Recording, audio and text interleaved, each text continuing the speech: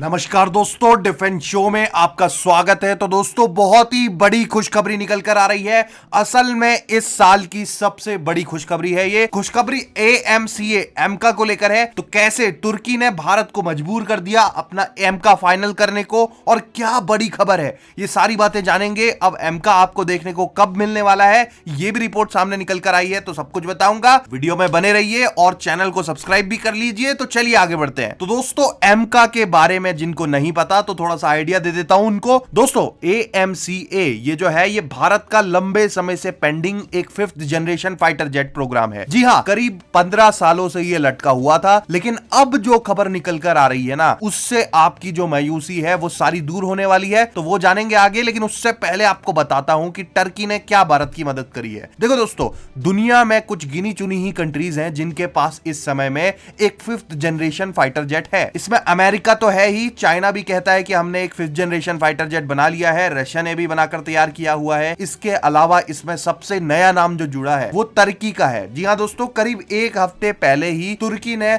दुनिया के सामने अपना पहला 5th जनरेशन स्टेल्थ लड़ाकू विमान रखा था। इसका नाम कान करके है। जी हां, इसी के साथ तुर्की ने इतिहास रच दिया था और इन्होंने अपना फाइटर जेट दुनिया के सामने ना सिर्फ रखा, ना सिर्फ दिखाया, बल्कि इसकी फ्लाइट्स भी करी और इसका सारा डिमोन्स्ट्रेशन दिया। और इसके बाद ना दुनिया भर में चर्चा होनी शुरू हो गई कि भाई टर्की जैसे देश ने अपना 5th जनरेशन फाइटर जेट बनाकर तैयार कर लिया है। इसके क्या मायने हैं, क्योंकि इस लिस्ट में सिर्फ गिने चुने ही देश हैं। हालांकि कई देश और बना रहे हैं अपना स्टेल्थ फाइटर, लेकिन अभी तक कामयाब सिर्फ 2-4 ही देश हैं। देखो, ये 5th जनरेशन फाइटर का मामला क्या है, ये थोड़ा सा भी जान लो। असल में क्या है कि आज के जमाने में जो फाइटर जेट्स हैं वो ज्यादातर 4th या 4.5 जनरेशन वाले हैं। I mean, कुछ पुराने जेट्स भी हैं, लेकिन ये जो फाइटर जेट्स बने थे 1990 के बाद, ज्यादातर उस जमाने में, आज उनको यूज किया जाता है। ये सबसे एडवांस फाइटर जेट्स हैं पूरी दुनिया में, मेजॉरिटी इनको यूज किया जाता है। हालांकि उसके बाद फिर क्या हुआ कि 2010 के आसपास से कई सारे 5th जनरेशन फाइटर जेट्स भी आए। 5th जनरेशन में क्या होता है कि एक तो स्टेल्थ होने चाहिए। स्टेल्थ का मतलब क्या होता है कि दुश्मन के रडार पर, अभी तक जो रडार बनाए गए हैं दुनिया में, एग्जिस्टिंग जो रडार है उसमें इनको पकड़ा नहीं जा सकता। दूसरी, इनकी स्पीड और ज्यादा बढ़ी हुई होती है,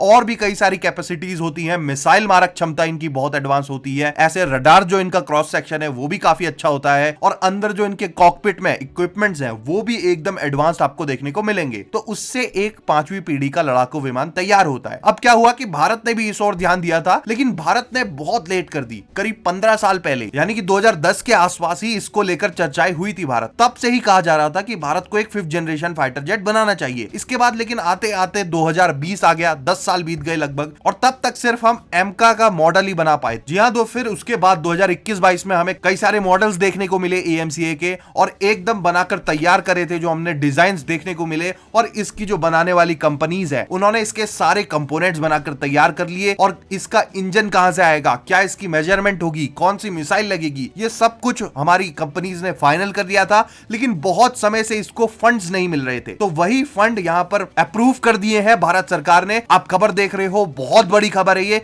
इस साल की सबसे बड़ी खबर में आप इसे गिन सकते हो। 15,000 करोड़ का जो फंड है वो क्लियर कर दिया है भारत सरकार ने, फाइनली अप्रूव कर दिया है एमका प्रोजेक्ट के लिए। तो इससे क्या होगा ना, अब जाकर इनको फंड्स मिलेंगे और ये अब फटाफट से एएमसीए को डेवलप कर पाएंगे। सबसे पहले एएमसीए फाइटर जेट अब ये बना लेंगे, और फंड मिलने के बाद, क्योंकि बाकी सारा काम तो हो ही चुका है, सिर्फ फंड्स की कमी के कारण ये रुके हुए थे। और मुझे उम्मीद नहीं थी कि इतनी जल्दी इसको अप्रूवल मिलेगा, क्योंकि पहले जो रिपोर्ट्स आ रही थी वो बता रहे थे कि 2025 तक ये टल सकता है, क्योंकि बीच में अभी चुनाव भी होने वाले हैं भारत में, तो उसके बाद ही इसकी और कुछ काम होना था। लेकिन भारत सरकार ने इस पर ध्यान दिया है, और ये ध्यान इसलिए दिया है क्योंकि टर्की ने अपना 5th जनरेशन फाइटर जेट सामने रख दिया है। तो भला हो तुर्की का, भारत ने वहां देखा और डर से कि हम यहां से पीछे ना रह जाएं, हमने इसे जल्द से जल्द अप्रूव कर दिया। और एक तरह से तुर्की ने भारत की एक बड़ी मदद कर दी है। आपको याद होगा, जब आप स्कूल की एज में होंगे तब एक पीयर प्रेशर रहता है कि जी सारे लोग ये कर रहे हैं तो मुझे भी ये करना चाहिए, कहीं मैं पीछे ना रह जाऊं। तो उसी तरह का एक पीयर प्रेशर आप देख रहे हो इस मामले में भी, क्योंकि और भी कई सारे 5th जनरेशन फाइटर जेट्स आने हैं,